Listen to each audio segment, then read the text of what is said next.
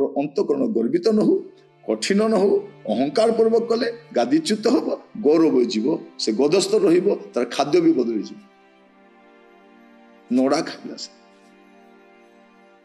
से शेष तेणु मुझे कहवाई चाहे जो मैंने धनी क्षमता संपन्न से मैंने आगुरी बुझिले फल जे जड़े कर्तृत्व करते,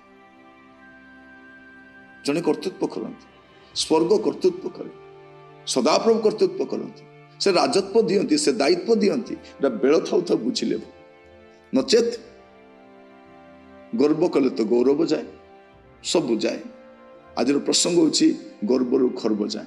जदि आपण जीवन में यही गर्व टी उंकी भी मारुचे सावधान हो।